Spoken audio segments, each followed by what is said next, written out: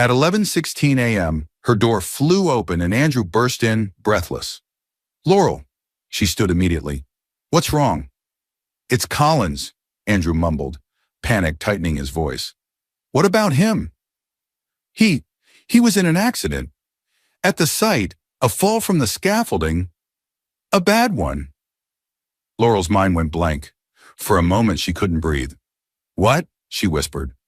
"I told him 100 times not to climb those things," Andrew continued, running a hand through his already messy hair. "But he never listens. I don't know how bad it is, but the ambulance took him to Region General Hospital. I'm heading there now." "I'm right behind you," she said without hesitation. The hospital was cold. Not in temperature, but in feeling. The sterile air, the whitewashed walls, the scent of antiseptic, it all pressed against Laurel's chest like 1,000 bricks. She and Andrew rushed into the emergency unit where 3 doctors stood, preparing for surgery. Laurel's eyes immediately darted to the stretcher being wheeled into the operating theater.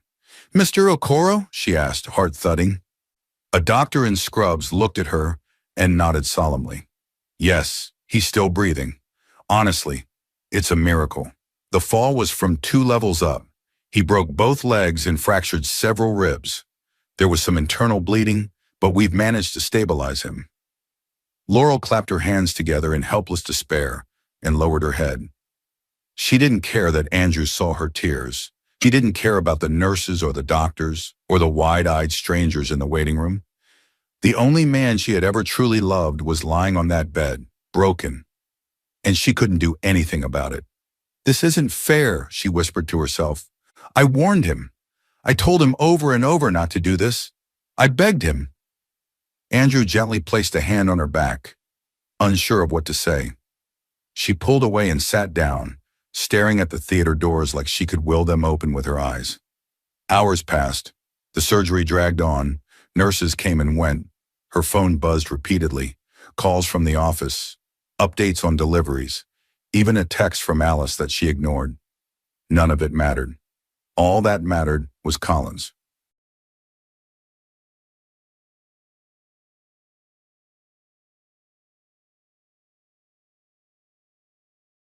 The sun in Lagos hadn't changed much in the 8 weeks he'd been gone. It still blazed with the same arrogant intensity, and traffic still roared through the streets like it owned the city. But for Laurel Adams, the day felt heavier than most. Her boss, her Collins Okoro, was returning today. Not just any boss, not just any man.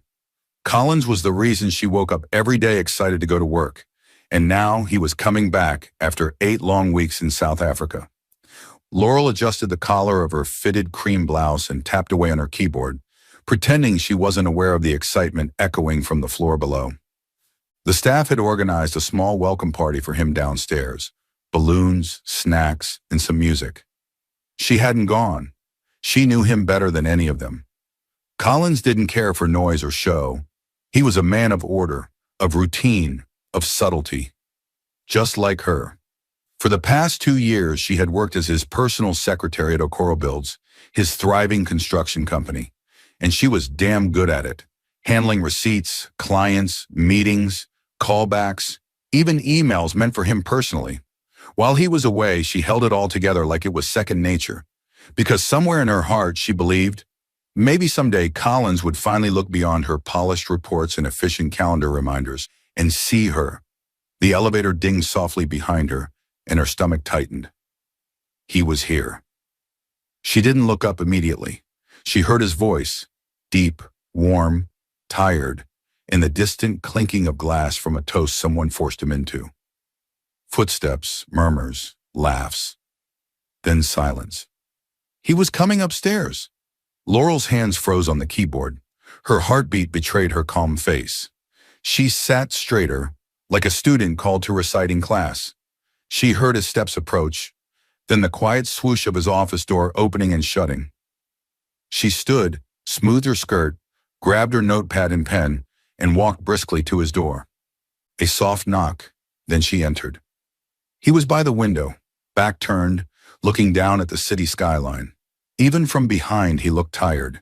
His tailored jacket was still flawless, but his shoulders seemed weighed down by something more than jet lag. Welcome back, sir, Laurel said, her voice composed, professional.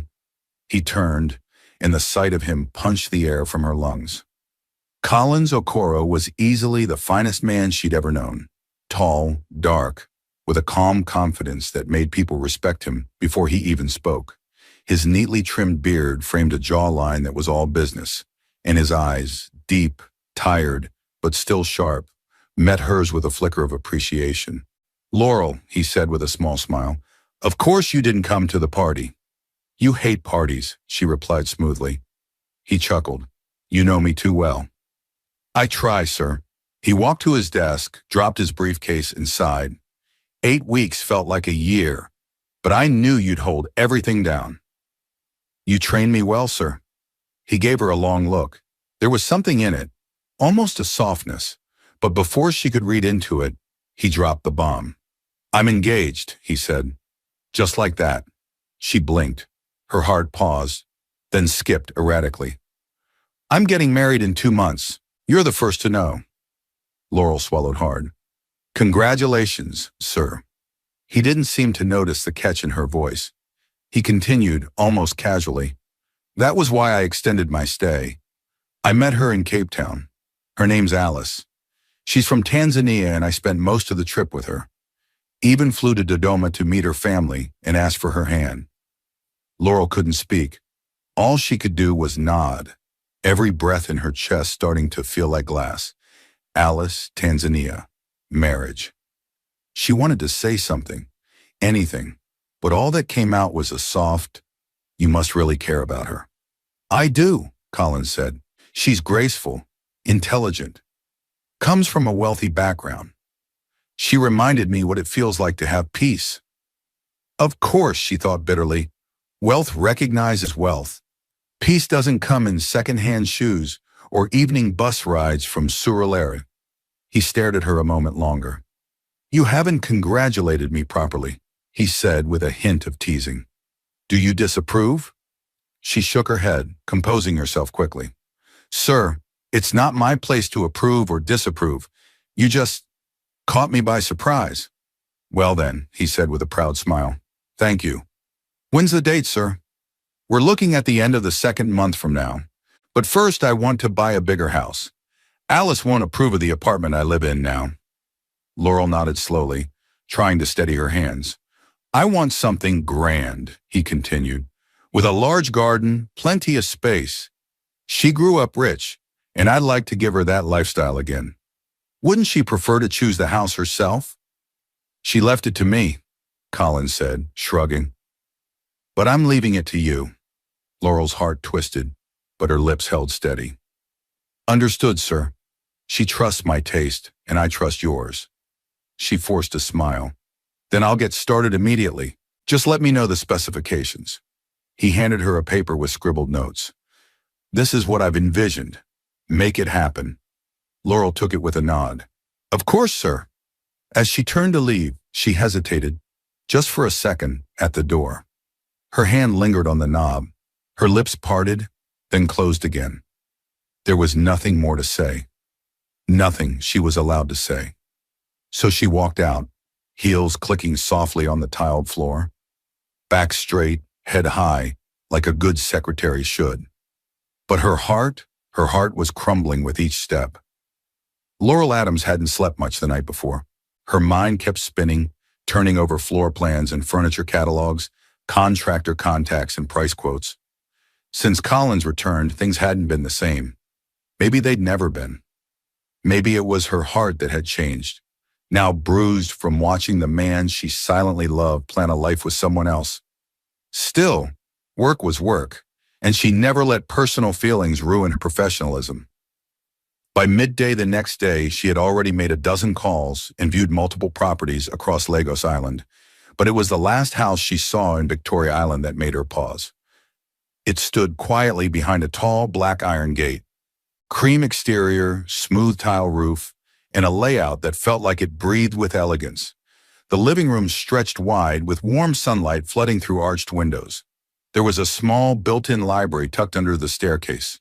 Collins would love that. The kitchen was large with open shelving and marble counters that gave it a bright, airy feel.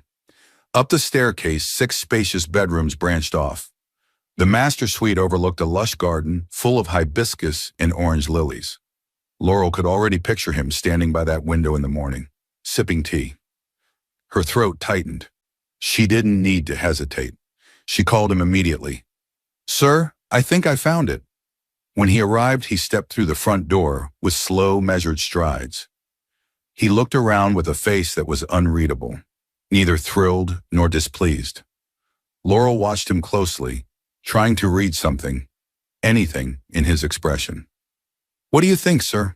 she asked. Collins glanced at her, then took a deep breath. "It's all right. It has potential, but it needs some work." Laurel's stomach sank. "I'm sorry you don't like it, Mr. Collins. I'll continue the search." No, Laurel." He turned to her gently. "It's all right. Alice would love this. She's young and all. I just want her to enjoy it." She swallowed and nodded.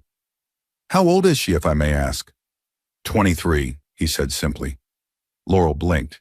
That was a year younger than her. "Oh," she murmured. He noticed her hesitation. "What is it? Is she too young?" "She is to me," she said before she could stop herself, then quickly added, "And I'm just 25. He raised his brows. "Really? I thought you were older." Laurel gave him a look. "None taken, sir, though I've had better compliments." He laughed. It was deep, warm, familiar, and it made her heart ache. They walked out to the car, the silence between them stretching like thread pulled too tightly. When they reached the driveway, he turned to her. "Let me drive you home." Laurel hesitated, then nodded. "Thank you." The moment they were in the car, her senses were flooded with him. His clean cologne, the commanding ease of his driving, the way his left hand rested confidently on the wheel. Every part of him was perfect. Too perfect. She found herself watching him more than the road. His jawline flexed when he concentrated. His shirt stretched slightly over his chest as he maneuvered a turn. His profile, shadowed by the fading sun, was unfairly beautiful. When they reached her apartment, she didn't want to get out. "Thank you for bringing me home, Mr. Collins," she said softly, stepping out of the car. He smiled at her, boyish and genuine. "Thanks for finding me a home." And then he drove off. The next morning, Laurel was early to the office. The sun had barely risen, but she wanted to bury herself in work. She didn't want to think about weddings or Tanzanian brides or flower-covered gardens. As soon as Collins arrived, his voice called her into the office. "Laurel," he said the moment she stepped in, "Alice gave me the go-ahead to design the house however I want. I'm handing it over to you." She blinked. "All of it?" He nodded. "Every detail. I trust your judgment." She took a seat, opened her notebook, and began jotting down every alteration he mentioned. Private bathrooms for all bedrooms, a separate servants' wing, a large garage for 4 cars, a nursery suite with bright walls and safe corners. She barely looked up as her pen flew across the pages. When he was done, her notepad was filled. She glanced at the mess of notes and sketches and scribbles. It was a lot. It felt overwhelming. But she would do it. She had always done the impossible for him. Collins leaned back in his chair. "Also, I won't be in on Monday." Her head snapped up. "Sir?" "Alice is flying in. I'll be picking her from the airport and showing her around Lagos." Laurel nodded slowly until something struck her. "Sir, you have the board meeting with the directors on Monday. You never miss those." He waved his hand. "Tell Jide to handle it." Laurel's eyes widened. Collins Okoro never delegated board meetings, ever. "I just need some time to myself," he said quietly.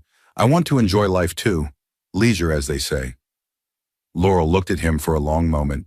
Then softly, her voice trembling, she said, "I understand, sir. You deserve some time."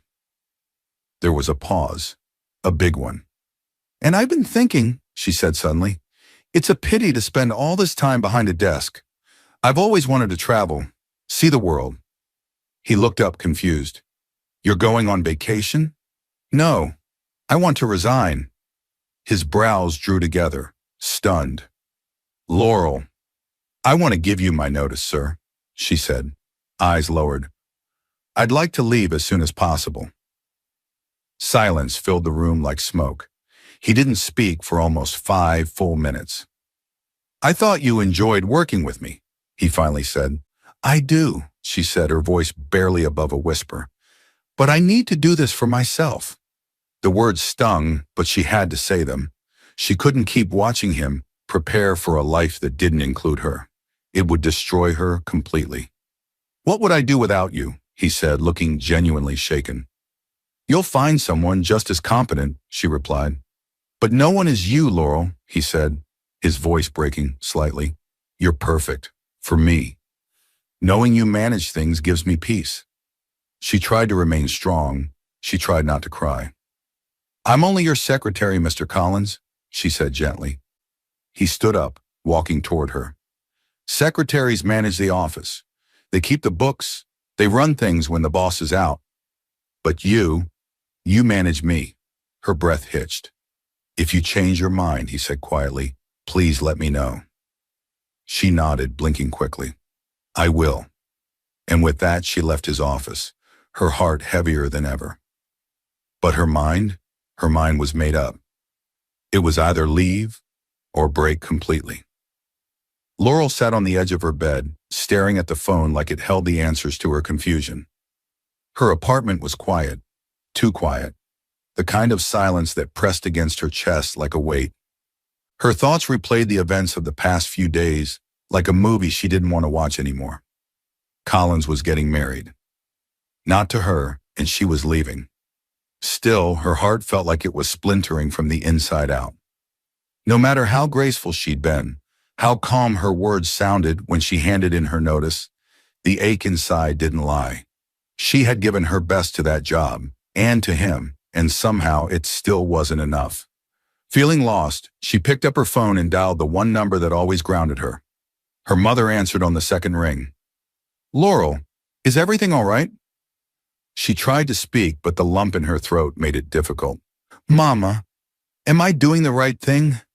Walking away from a good job? From someone I...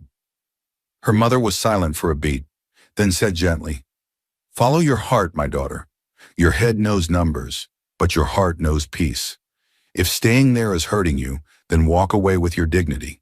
You are more than a secretary. Laurel felt tears prick her eyes. Thank you, Mama. Pray, rest, and trust God. Everything will be all right. That was all she needed. Her heart felt a little lighter. She had made the right choice. Monday arrived with gray clouds and a storm threatening to break through the Lagos sky. As expected, Collins didn't show up. Laurel, dressed in navy and heels that clicked with quiet authority, walked into the conference room and immediately sensed the tension. Mr. Andrew, Collins' second in command, looked like he hadn't slept all night. The boardroom was filled with key partners and directors. It was the kind of high-stakes meeting Collins never missed. And Andrew, he was panicking. Laurel, calm and collected as ever, handed him a neatly organized folder before the meeting started. Your notes, sir. I took the liberty of summarizing the agenda points and key deliverables. His eyes widened with gratitude. Thank you, Laurel. You're a lifesaver. The meeting began, and while Andrew stumbled over a few points, Laurel was there, passing notes, whispering clarifications, clicking through slides like she'd rehearsed it all. Because she had. She knew this company. She knew how Collins ran it. She knew everything. By the end of the 2-hour session, Andrew was exhausted but relieved. You carried this, Laurel, he whispered as they stepped out. Collins doesn't know how lucky he is. She gave a small smile. That's what I'm here for, or was. No sooner had she stepped out of the conference room than a swarm of co-workers surrounded her, eyes wide with curiosity. Laurel, is it true? The boss is getting married? Is she rich? Where is she from? When's the wedding? You must know everything. Laurel held up a hand, her face poised and unreadable. When Mr. Collins is ready to make an announcement, he will. It's his story to tell, not mine. She walked away with quiet dignity, ignoring the murmurs that followed. Some people mistook her grace for coldness, But the truth was, if she didn't build her walls high, her heart would shatter in public, and she refused to give anyone that satisfaction. Later that afternoon, she was at her desk updating the renovation schedule when a commotion at the entrance caught her attention. He was here, and with him was her. Laurel rose slowly and peeked down the hallway. Collins had his hand gently at the small of the young woman's back as he led her through the office, stopping occasionally to introduce her to the staff. Alice was stunning, the kind of beautiful that turned heads. Flawless dark skin, high cheekbones, long lashes, and that innocent charm that made her glow. Laurel understood now. Of course he loved her. Who wouldn't? But something gnawed at her the longer she watched. Alice's face remained mostly passive, uninterested even. She nodded through introductions, gave polite smiles, but barely engaged. Her heels clicked elegantly on the floor, her designer bag swinging carelessly from her wrist. She wasn't curious about the company, not about the people, not even about Collins when he turned to say something sweet. She responded with the bare minimum. Then they got to Laurel's desk. Alice looked at her for a long moment and smiled. "Hi, you're Laurel, right? Collins told me so much about you." Laurel gave her a cordial smile. "Welcome, Miss Alice. It's a pleasure." Alice leaned forward slightly. "He said you helped find our new house and that you're overseeing the renovations. I just wanted to say thank you." Laurel was stunned. "Our house?" Alice continued. "I'm going to be quite busy, so I'd really love it if you continued managing everything. I trust your taste. You're doing a great job." Laurel's smile froze. That was where the problem lay. At first, she had taken on the task because the fiancé was abroad. Now she was here. Why wouldn't she take over? Why would any bride not want to design the home she was going to live in with her future husband? And that's when it hit Laurel. She didn't care. She didn't care about the house, about the company, about Collins' world. She was here to wear the ring, enjoy the luxury, smile for the photos. But the real work, the real building of a home? She was leaving that to Laurel. "Of course," Laurel said with another smile. "I'll continue with the arrangements." Alice nodded, seemingly satisfied, then turned back to Collins, who was waiting with a soft smile. He whispered something to her. She barely nodded. Laurel watched them walk away together. And for the first time since Collins had returned from South Africa, she didn't feel overlooked. She felt chosen, just not publicly. Because no one trusted her with their home like Collins did, and no one overlooked her like he did either. And that was the most painful part of all. The wedding was just a week away when Alice flew back to Tanzania for her final dress fittings and pre-wedding rituals with her family. It gave Collins a small pocket of time to clear his workload and prepare for the honeymoon that would follow soon after. But as expected, the company didn't pause just because his personal life was on the brink of change. Laurel noticed the tension in his shoulders grow with every passing day. Meetings, site inspections, procurement deadlines. It was all pressing in, demanding more of him. And just like that, the long nights returned. Collins was at the office late, and more often than not, so was she. One particular evening, he walked past her desk at 7:42 p.m., files in one hand, takeout in the other. He paused, leaned against the doorway to her office, and tilted his head slightly. "Laurel, would you mind staying a bit later tonight? I'm trying to wrap up the contract sheets and the architects need those blueprints cleaned up." Laurel looked up from her screen, blinking against the light fatigue pressing at her eyelids. "Do I have a choice, sir?"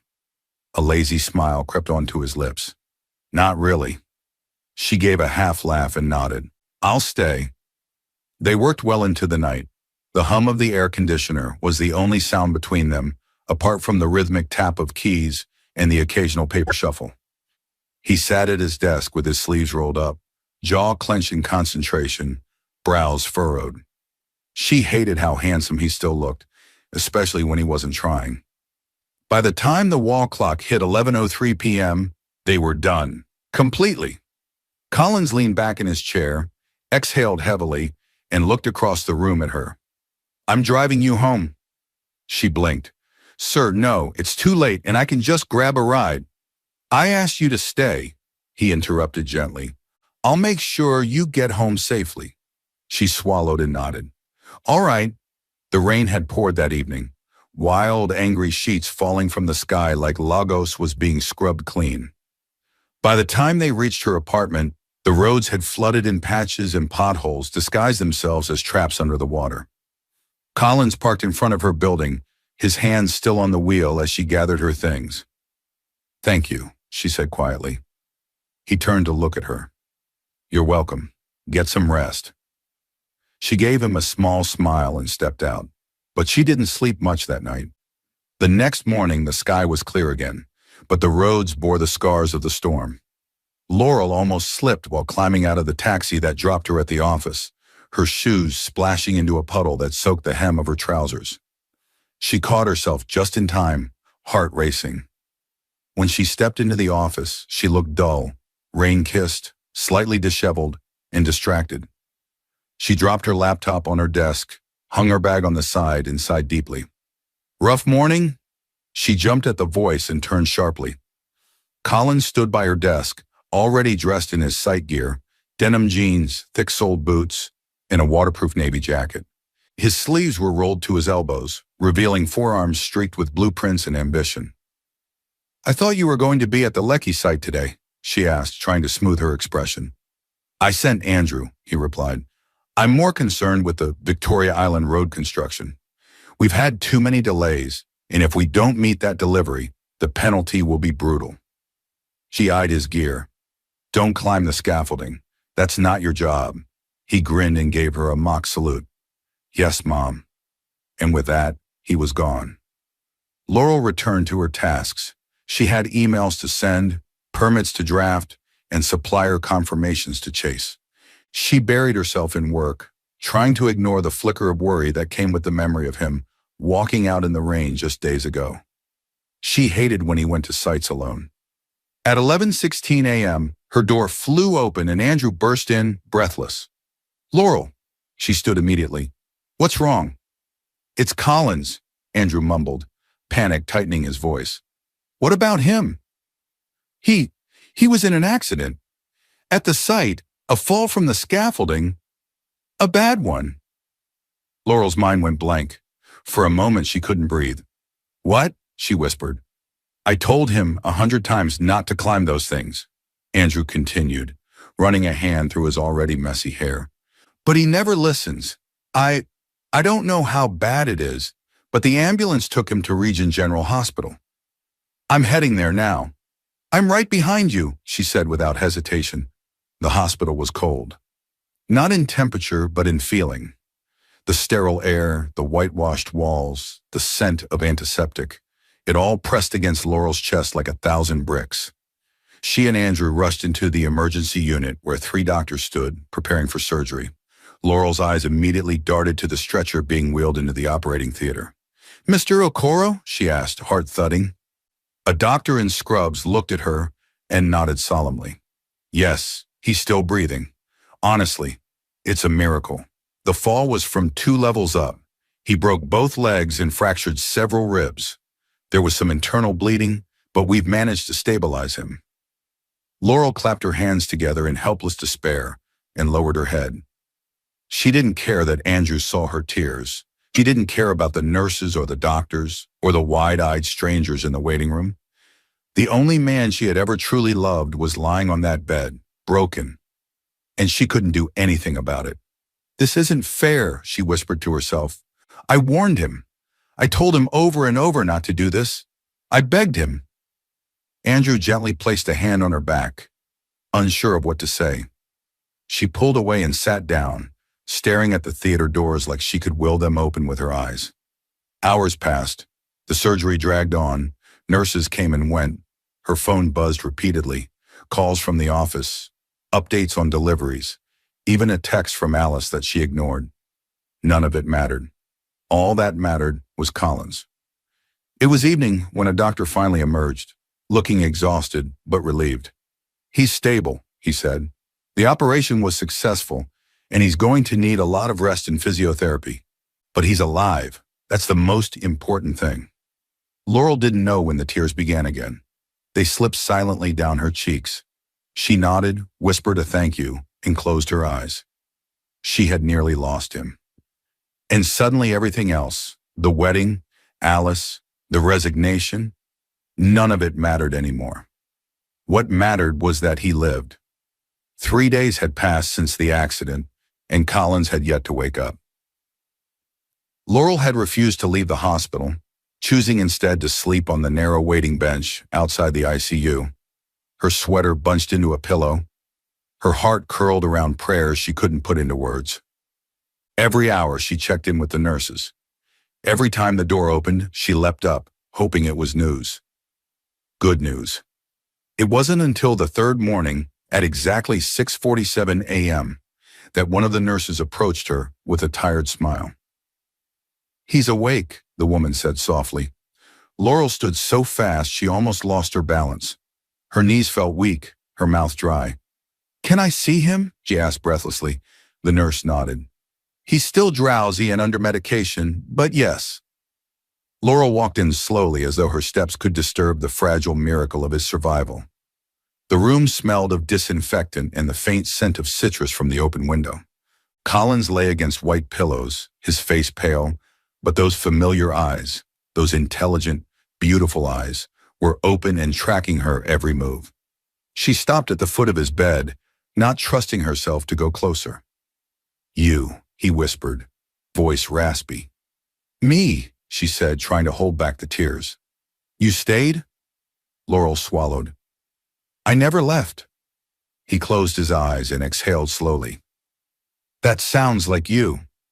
There was a moment of thick silence before she walked to his side, resting her hand lightly on the bed rail. "Do you remember what happened?" "Yeah," he said, wincing slightly. "I was told I thought I was a superhero." She chuckled, wiping a tear quickly before he saw. "You scared everyone." "I scared myself." Another pause. "I called Alice," she said quietly. His eyes opened slowly again. "You did?" "Yes, I figured she needed to know." He turned his head away slightly, and Laurel didn't miss the flicker of tension that passed through his face. "She said," Laurel's voice faltered, "she said she doesn't like hospitals, that she hopes you understand, and she wishes you a speedy recovery." He was quiet for a long while. "That's Alice," he said at last, not looking at her. She has a lot going on. I wouldn't expect her to drop everything." Laurel's lips tightened. "I'm sorry, sir, but how can you say that? How can someone claim to love you and not show up when you need them most?" He turned to look at her, and she was startled by how tired he looked. Emotionally, physically, spiritually exhausted. She said, "She can't face this," he said. "She can't face life with a cripple. She told me that. And you know what, Laurel? I understand. She's young. She didn't sign up for this." Laurel's hands curled into fists at her side. "So she just walks away? Leaves you here to recover alone?" "She wants to do right, Laurel," he said gently. "But she can't. That's who she is." Laurel felt her breath hitch. Her heart stung. Not just for him, but for the realization of how deeply he had convinced himself that this abandonment was normal, acceptable. "You're very forgiving," she said bitterly. "When you love someone," he whispered, "you try to understand them. You try to make room for their fears."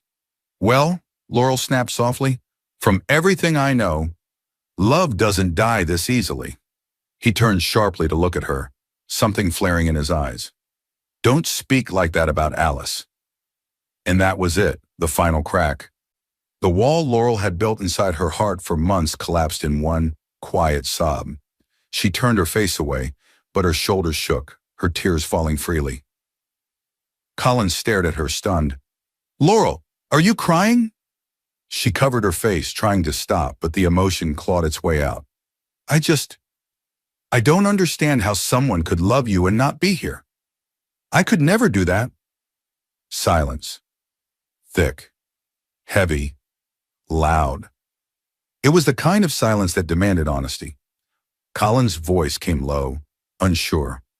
"Laurel, does that mean you've changed your mind? About traveling?" About leaving?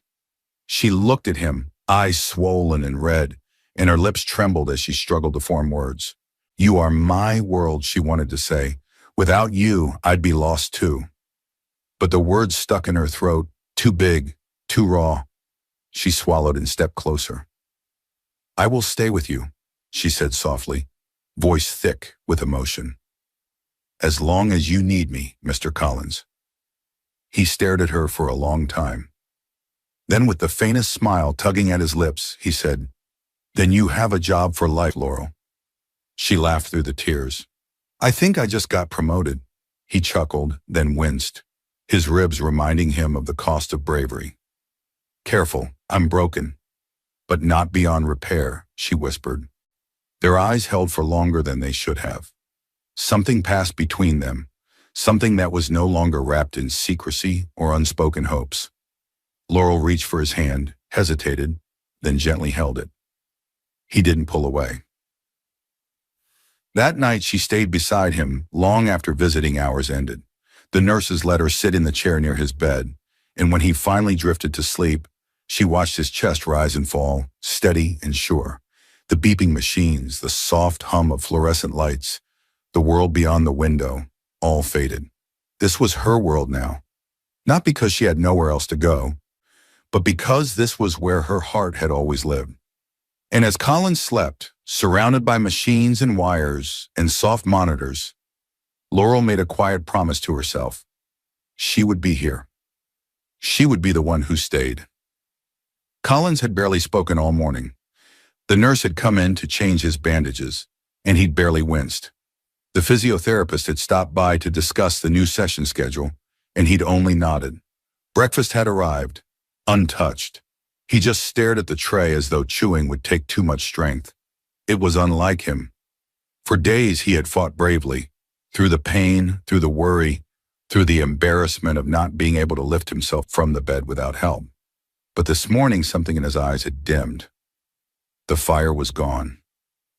Laurel noticed it immediately when she arrived, her tote bag swinging from her arm, a light smile plastered on her face. She had brought a few documents from the office for him to review. Standard contracts, a pending invoice, a new supplier list. She knew he liked to keep busy. Work gave it purpose. But when she stepped in and saw the way he lay, back against the pillows, eyes on the ceiling, expression blank, her heart dropped. Good morning, she said gently. He turned to her and gave a faint smile. Morning. She placed the documents on the bedside table. You look like you didn't sleep well. I didn't, he murmured. She nodded and sat in the chair beside him. She didn't press, not yet. She had learned something in the past few days. Sometimes silence was more comforting than 1,000 questions. A few minutes passed. Then, finally, he spoke. Alice came to see me. Laurel's fingers paused in the middle of organizing papers. Slowly, she looked at him. She had lunch with me here, he continued, voice low and void of emotion. Brought food from that fancy Lebanese place in Ikoyi, the one she loves. Laurel said nothing. She waited. He chuckled without humor. She said she'd thought long and hard about everything.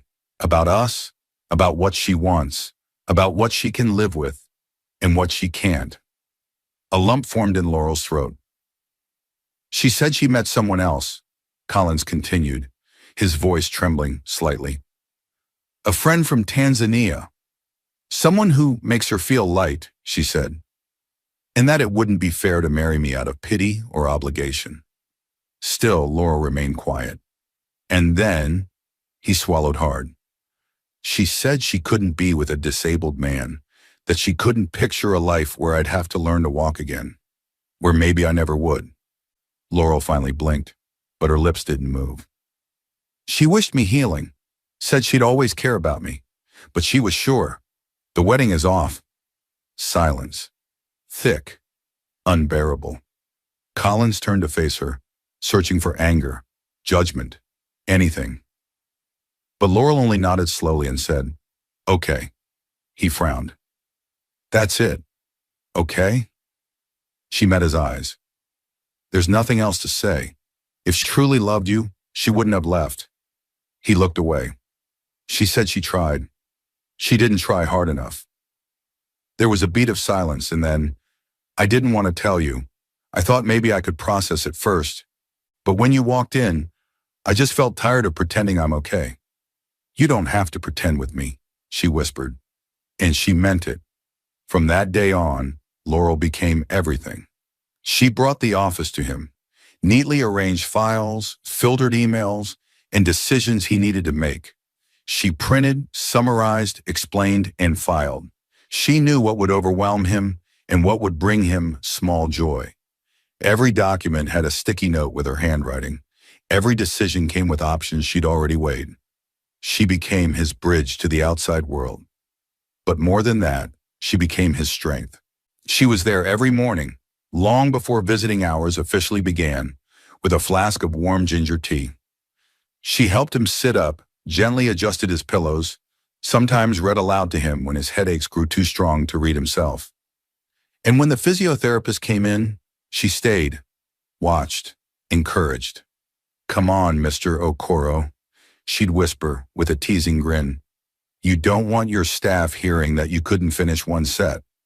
He would glare, then try harder.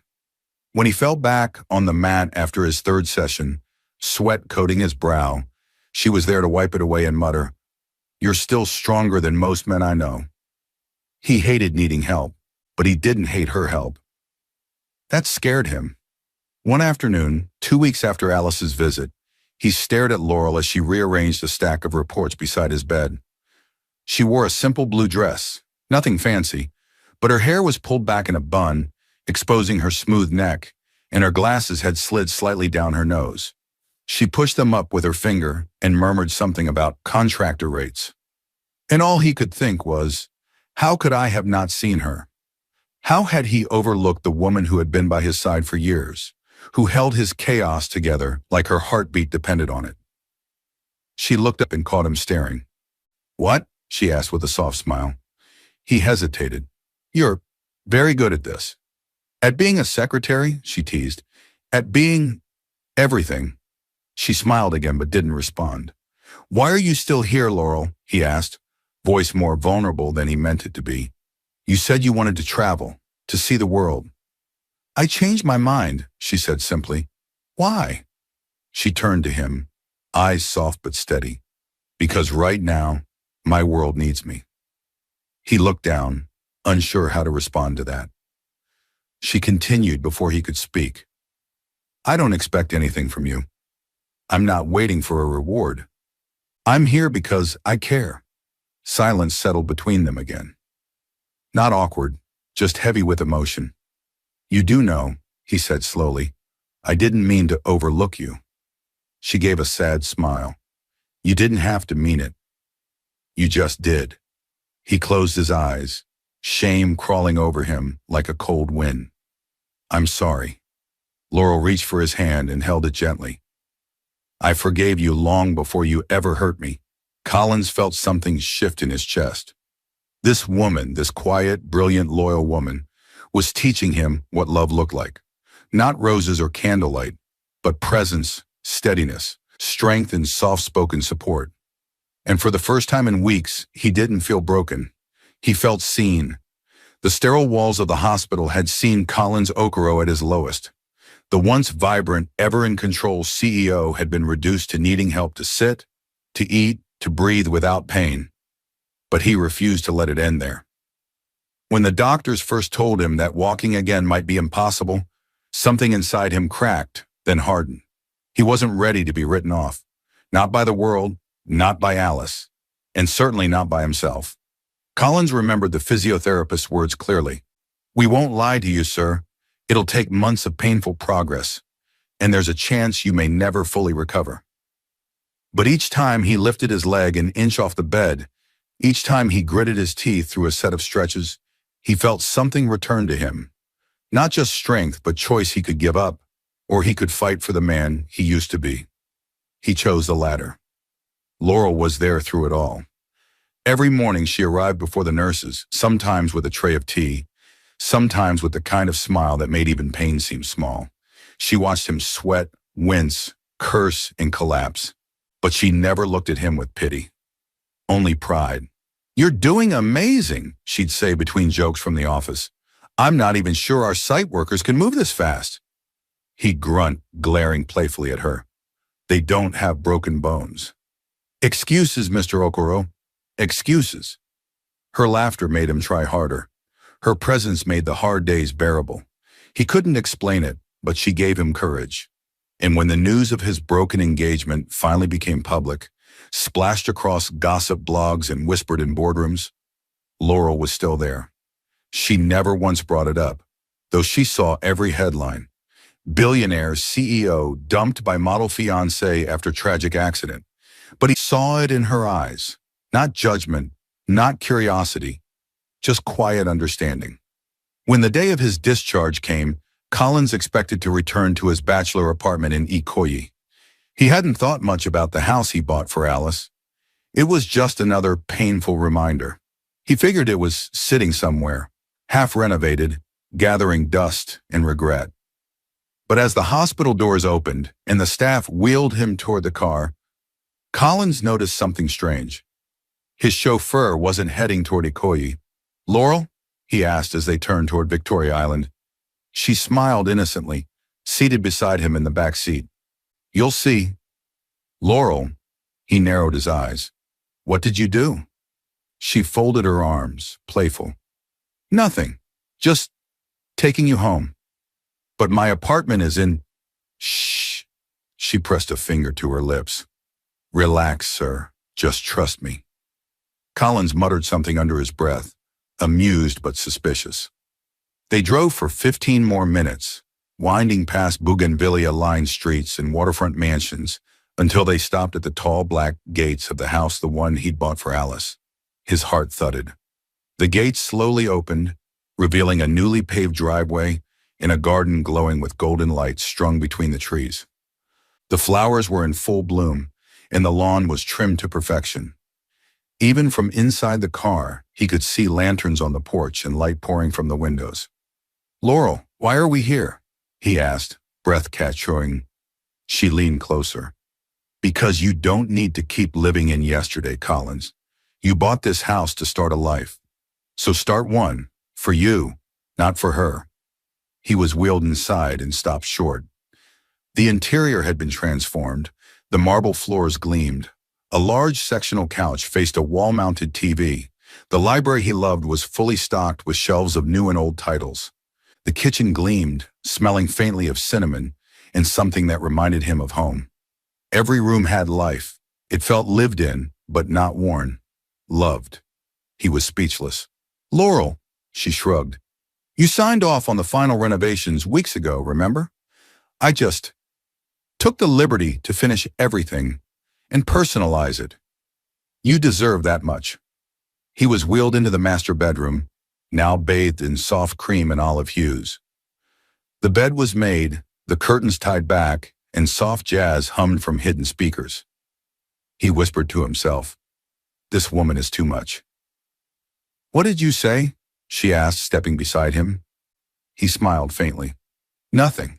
Just thinking out loud." In the days that followed, Collins's home became a quiet sanctuary for healing. Therapy sessions moved into the sunroom Laurel had converted for that purpose, and soon he was learning to walk with the aid of crutches. Each painful step felt like a triumph. Laurel stayed by his side through it all, part nurse, part assistant, part best friend. She ran the office from the new home too, setting up a small workstation in the study and liaising with Andrew when needed. She cooked sometimes, made fresh juice, and filled the house with music and soft chatter. And somehow, despite the circumstances, Collins started smiling again. One evening, after an intense therapy session where he managed to walk from the sunroom to the garden patio with no assistance, they sat outside under the stars. Laurel had just finished folding a blanket around his legs.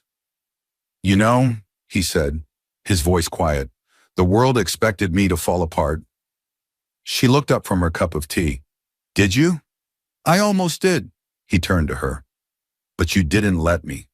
She smiled softly, saying nothing. "I bought this house for someone who walked away when I needed her most," he continued.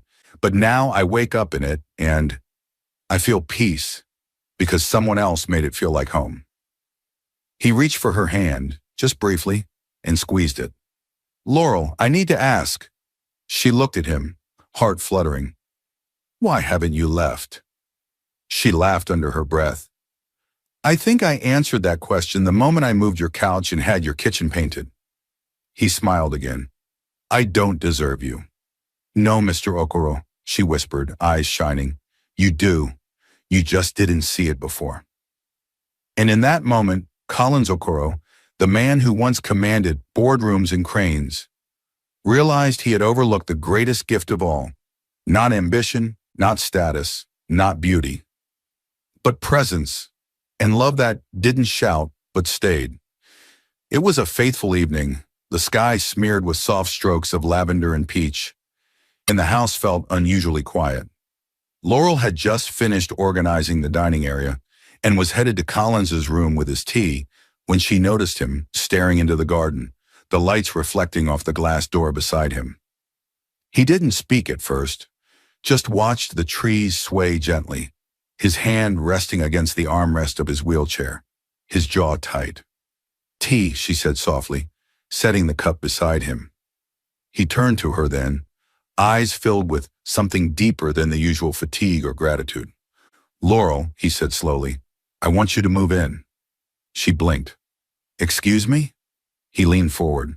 This house, it's too big and too quiet. And when you're not here, it echoes. The walls talk to me, and not in the way I like. She gave a nervous laugh. Collins, that's not a good idea. It's the best one I've had in weeks, he said, his voice gentle but firm. You're always here anyway. This will make it easier, for work, for everything. I feel better when you're around. She shook her head, pacing. People will talk. Your staff will talk. What do we even call it? A live-in secretary? He smiled. You know that's not what you are. Not anymore. She stopped, the air still between them. Laurel, he said again more softly now. Please, just say yes. She looked at him then. Really looked. He wasn't just asking because of convenience. He was asking because somehow she had become his light in all this darkness. And though her heart screamed in protest, warned her of getting even deeper into something she couldn't name yet, she said yes. A week later, she moved in. It wasn't grand or formal, a suitcase and 2 boxes, a toothbrush beside his in the guest bathroom, her laptop now on the table across from his. And from that moment, something shifted, gently but surely. There were mornings she made him laugh over burnt toast. Evenings they sat in silence, just listening to soft jazz and letting the presence of each other speak. Their rhythms merged seamlessly, 2 people who, without planning it, had become each other's routine. And Collins, though still recovering, felt like he was living again. Then came the morning he took a risk. Laurel had gone to make breakfast, humming softly in the kitchen. Collins stood by the edge of his bed, gripping the crutches tighter than usual, and dressed himself, not sweats or loungewear, but a crisp shirt, tailored trousers, and clean cologne. When Laurel returned with the tea, she dropped the tray at the door in shock. You're dressed, she gasped. I'm going to the office. You're what? He grinned. If I don't leave this house soon, I'll lose my mind. Laurel laughed through her surprise. I actually think that's a great idea. She rushed to grab his blazer, already energized by the thought. Your workers will fall over themselves when they see you. He chuckled. I hope not. I'd like to keep the accident quota at 1 per year. The ride to the office was quiet but warm. His chauffeur, already informed by Laurel, said nothing but beamed in the rearview mirror. Collins glanced at Laurel more than once during the drive. Her calm, her excitement, her quiet confidence. It was anchoring. When they pulled up, the building stood as solid as ever. Collins had feared it would feel foreign, like time had moved on without him. But instead, it felt familiar. Home. Inside, the moment was electric. Employees gasped, paused mid-task, some even whispering prayers when they saw him, wheeled through the hallway, Laurel by his side. Her hand rested gently on his shoulder, her other hand giving subtle nods and waves. And then came the real surprise. For him, nothing was in disarray. The front office hummed like clockwork. Documents were where they should be. Staff moved with purpose. New hires who didn't even know him nodded respectfully, clearly aware of who he was. And everywhere he turned, Laurel's influence echoed. In the meeting room, Andrew greeted him warmly. "Boss, you have no idea how good it is to see you." "Looks like you've kept this place afloat without me," Collins said, trying to suppress his awe. Andrew grinned. Laurel made that possible. That became the theme of the day. Every corner he checked, every department he stepped into, someone credited Laurel. She told us exactly how to handle the delay in procurement. She recommended a system that improved delivery timing. She handled that board meeting like a pro. Collins sat in his office afterward, just staring at his desk. Laurel had adjusted the filing system slightly. Better. His emails were color-coded, his schedule was optimized, and beside the desk a vase of white lilies, his favorite, sat freshly arranged. She walked in with a report. "These need your signature." He stared at her like she was a stranger he was just meeting for the first time. "Laurel," he said quietly, "you did all this?" She looked confused. "It's your company. I just held it down." "You didn't hold it down," he said. "You ran it." She shrugged, trying not to blush. "You trained me well." He shook his head. "No, you did what I didn't even know needed doing." He looked around, truly taking in the space, the flow of the day, the confidence of the staff, even the renewed energy in Andrew. "You gave this place life again," he said, more to himself than to her. Laurel sat down across from him, finally relaxing. "They needed to believe that we could still function even if the boss was down. So I made sure they never had a reason to doubt." "You're incredible." She smiled. "You're the one that built all this, Collins. I just didn't want it to fall apart." He looked at her then. Not as an employee, not even as the woman who had cared for him like no one ever had, but as someone he could no longer imagine this world without. That night back at the house, Laurel helped him settle into the couch after a long, fulfilling day. She brought him a blanket, some juice, and sat beside him with her legs tucked beneath her. "You did it," she said with pride. "We did it," he corrected. They watched TV for a bit, not saying much. The air was peaceful, the way it always was around her. He turned to her suddenly. "You know, I never thanked you properly." "For what?" "For saving my company." She smirked. "It was never dying." "I mean it," he said, voice low. "For saving me." Their eyes met. And though neither said the words, everything shifted. Love was no longer hidden between meetings, whispered in prayers, or buried in acts of service. It had moved in, and it wasn't leaving. 5 months had passed since the accident. 5 months since Alice walked away. 5 months since Collins Okoro lost everything, and then found everything he didn't even know he was missing. By now his steps, though supported, were firmer, his laughter deeper, and his heart a little lighter. The house no longer echoed with loneliness. It was filled with the kind of quiet companionship that soothed rather than overwhelmed. And Laurel, his steady, brilliant Laurel, was still by his side, navigating his life with the same grace she ran his empire. She was no longer just his secretary. She was his home. One afternoon, as they sat on the patio sipping hibiscus tea, Collins turned to her with a glint in his eye. "I've been thinking," he said, stretching his recovering legs out gently. "That's never good," Laurel teased, smiling behind her cup. "I want to go away." Her brows lifted. "Go away?" He nodded. "Just us. You've held me up for months, Laurel. You've carried the weight of my world, and I want to give you peace, a break, a reward." She laughed. "You're serious?" "Dead serious." Laurel hesitated, knowing travel with his condition would require effort, patience, and meticulous planning. But when she saw the hope in his eyes, she nodded. "Okay, where?" He grinned. "Maldives." The planning took 2 weeks. Laurel arranged everything: the flights, the accessible suite, the private boat transfers, even a local guide trained in assisting with mobility. She made sure every step of the journey was seamless.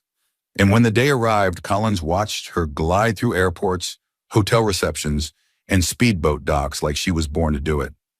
God really knew what he was doing when he made you, he muttered under his breath. Laurel, ever composed, only gave him a side smirk. Remind me to add travel logistics to my resume. Well, no, Maldives was a dream. Their overwater villa shimmered under the sunlight. The ocean stretched in every direction like a moving painting, and the scent of salt and fresh orchids filled the air. They went snorkeling. Well, she did, while he cheered from the boat. They did a spa day together, ate exotic fruit, laughed like they were teenagers on holiday. And every time Collins doubted himself, Laurel reminded him how far he'd come. She never made him feel like a burden. She made him feel like a man. On their last evening, Laurel had helped him dress in a deep navy shirt and soft beige trousers. She wore a flowing burnt orange dress that made her skin glow under the golden light. You look... Wow, Collins said, blinking slowly as she adjusted her earring. She smiled. You clean up well yourself. They arrived at the restaurant just before sunset. The table was on a private deck overlooking the water. Candles flickered. A violinist played somewhere in the background. The staff greeted them with such warmth, Laurel briefly wondered if Collins had slipped them a tip ahead of time. He had. The dinner was slow, indulgent, delicious. But it wasn't the food she remembered. It was the look in his eyes. Laurel, he said suddenly, placing his cutlery down and turning his full attention to her. She looked up, startled by the seriousness in his tone. There's something I need to tell you. Something I've held in for far too long. She set her fork down slowly. Collins reached across the table and took her hand. I've thought about this moment for weeks. How I would say it. When. But there's no perfect time to tell someone you love them. Her breath caught. I do, he continued, voice trembling slightly. I love you, and not because you stayed. Not just because you saved my company or cared for me when I couldn't move, but because I finally see you, and I don't know how I didn't before. Tears welled in her eyes. I used to think the accident was the worst thing that ever happened to me, he said. And the heartbreak? God, I thought I'd never recover. But now, I think it all happened for a reason. God used that to clear the noise, to show me the treasure I had been blind to all along. He stood slowly despite his discomfort and walked around the table with his cane in hand. Then he knelt, halfway, and opened a tiny velvet box. Laurel gasped. No, not a proposal, he said, laughing through his own nerves. Not yet, but something close. Inside the box was a delicate gold chain with a heart-shaped pendant. Will you be mine? He asked, gazing up at her. Officially. Will you be my girlfriend? Laurel covered her mouth, tears streaming down her face. She nodded. Yes, of course. Yes. He slipped the necklace on, and she leaned into him, their foreheads touching as the ocean sang behind them. Later that night, back in their villa, they sat hand in hand on the deck, watching the stars. You planned all of that? She asked, still in awe. He grinned. Every single detail, with help from the staff, of course. I didn't think you had it in you, she teased. I was saving it for someone worth the effort. She sighed, resting her head on his shoulder. To love, she whispered. To being loved back, he added.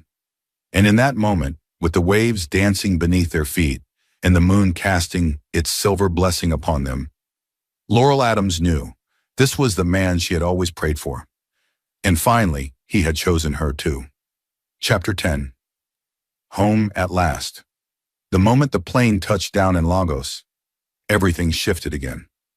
Their Maldives escape had been perfect, timeless, sunlit, healing.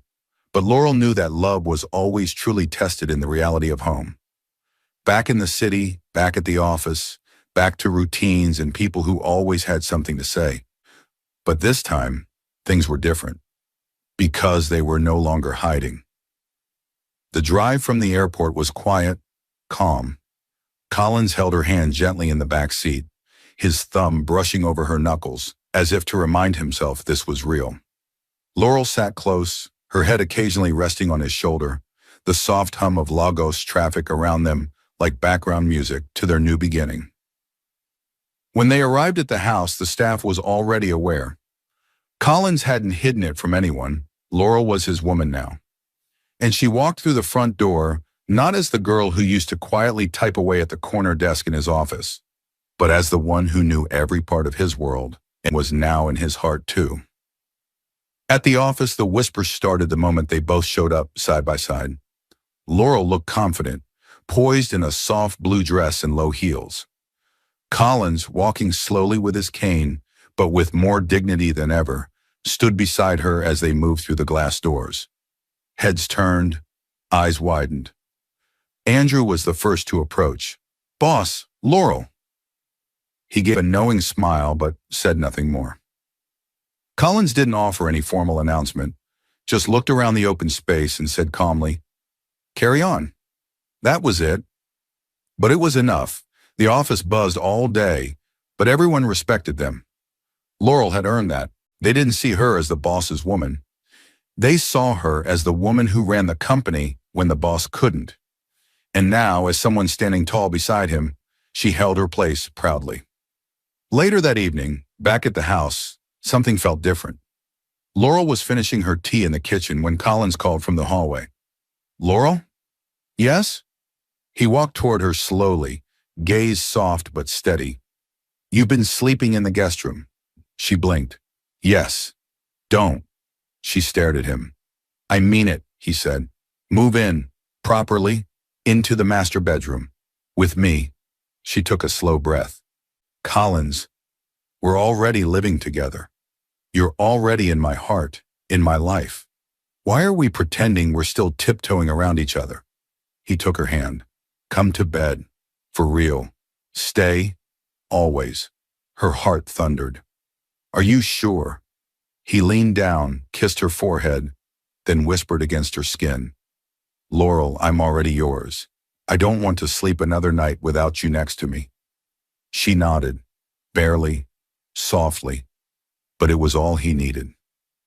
That night, in the warm silence of their shared bedroom, they undressed slowly, like worship. It wasn't rushed. There were no fireworks outside, just moonlight flooding through the curtains, soft jazz humming from the speaker, and two souls finally giving in to what they'd longed for all along. Collins kissed her like a man who'd waited his whole life to find home. Laurel touched him like he was something sacred. He whispered her name like a prayer, breathless, reverent, overwhelmed. And when they finally became one, fully, tenderly, completely, it wasn't lust, it wasn't even passion. It was love. It was slow, deep, mind-crushingly beautiful. It was two people healing together in the most intimate way possible. Afterward, they lay tangled under the sheets, skin to skin, heartbeat to heartbeat. Collins looked at her in the dim light, his fingers drawing lazy circles on her back. "You're the best thing that's ever happened to me," he murmured. "I used to wonder why life broke me, but now I know. It was to bring me to you." Laurel's eyes brimmed with quiet joy. "And I've always wanted you. I just never thought I'd be the one you wanted back." He kissed her again, slow and warm. "You're not the one I wanted back, Laurel. You're the one I want forever." Collins Okoro had never been a man of drama, but when it came to Laurel, he wanted every moment to be unforgettable, especially this one. The proposal. The idea had come to him one quiet morning, watching her make coffee, barefoot in his shirt, humming some soft tune. Her hair was up, her skin glowing in the early sun.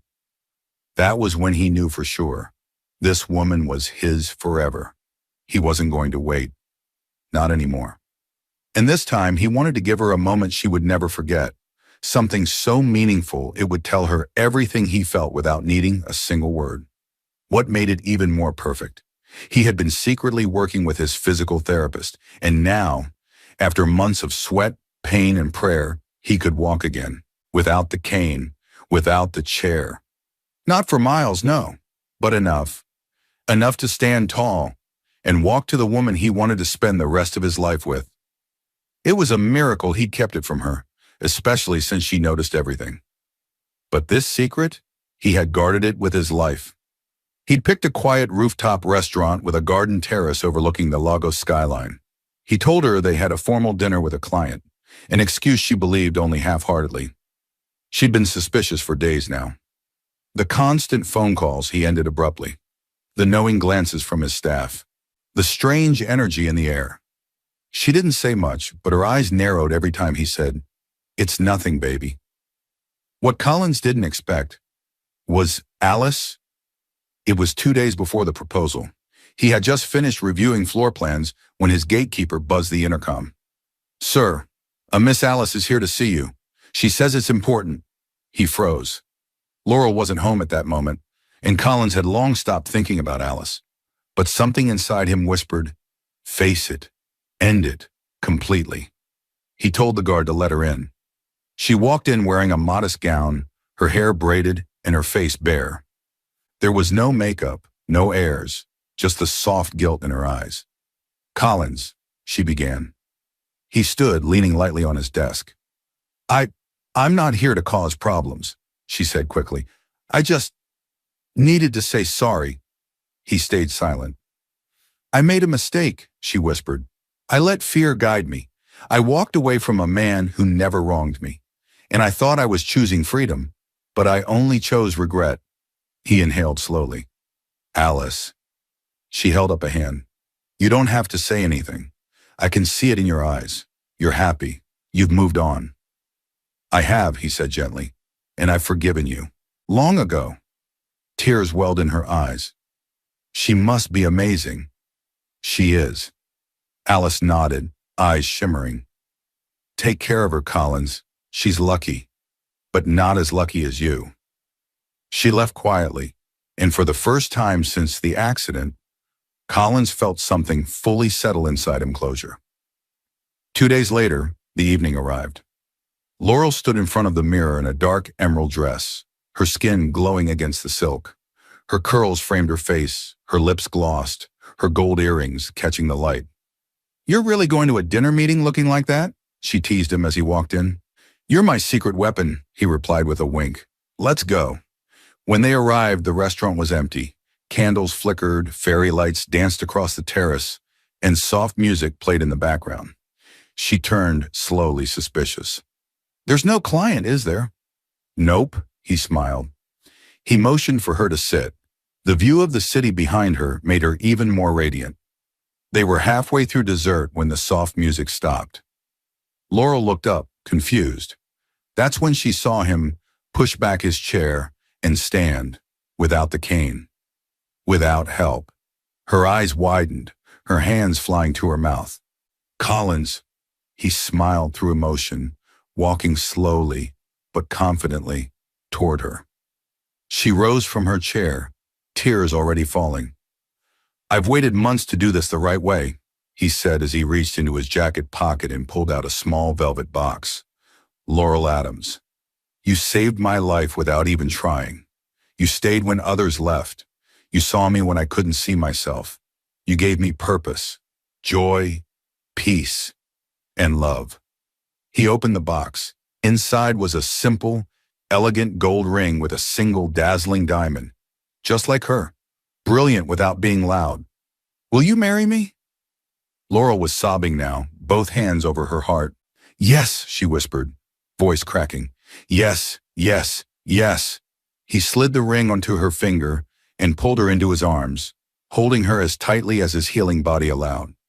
People emerged from hidden corners, staff, a photographer, even Andrew, who cheered from the sidelines, and clapped joyfully as the couple embraced. That night, they returned home full of laughter and love. Laurel couldn't stop looking at her hand, at the man beside her, at the story God had written with so much beauty and grace. She leaned into his side, voice soft. "Do you know how long I prayed for this?" He kissed her temple. "Not longer than I prayed for you to say yes."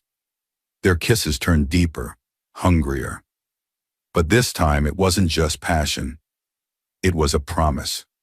Their lovemaking that night was even more powerful than their first.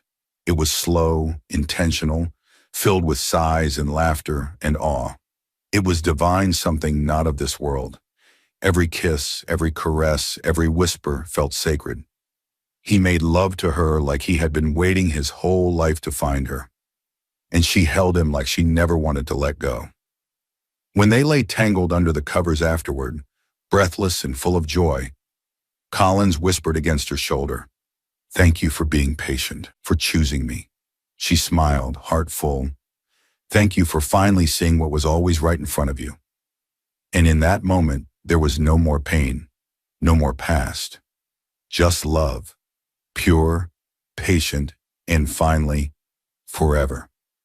The day came like a dream wrapped in sunlight. Laurel stood before the mirror in a stunning ivory gown, soft lace trailing over her shoulders and down her back.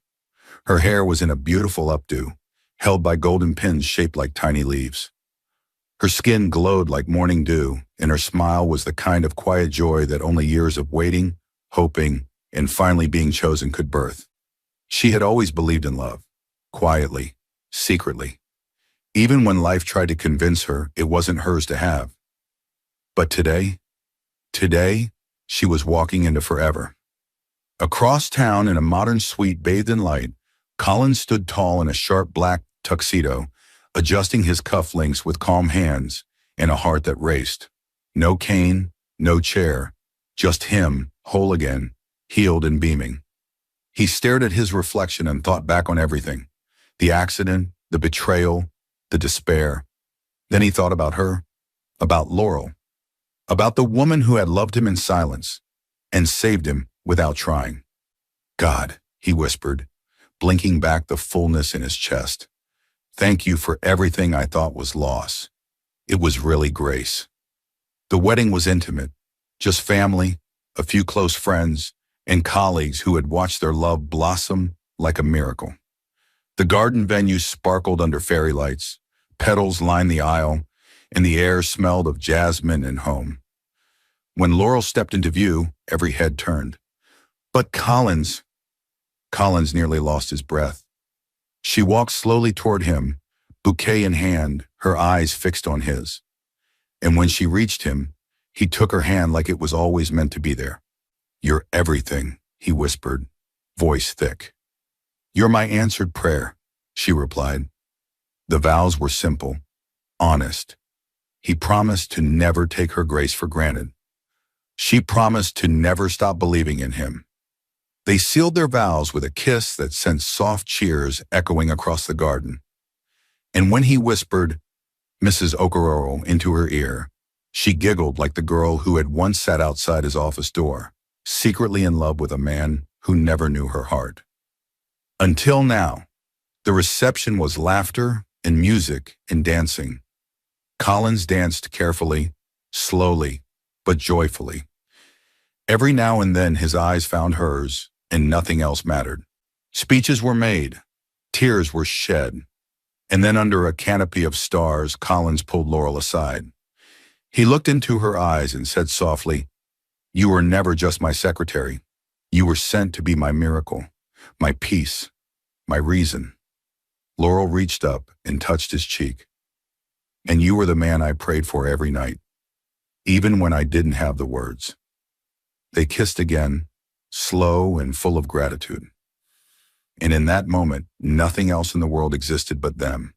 1 year later, the company was stronger than ever, or Laurel, now officially the head of operations, ran things with her usual brilliance and calm. Collins walked freely now, still cautious but strong. His scars, both inside and out, reminded him of grace. Their home was filled with laughter, the smell of Sunday stew, and quiet jazz floating through the halls. And every morning, before she made coffee and he left for meetings, he would kiss her on the forehead and say, "Thank you for waiting for me." And she'd reply, like always, "You were always mine to wait for." Dear viewers, what lesson did you take away from this dramatic tale? We would love to hear your thoughts in the comments below.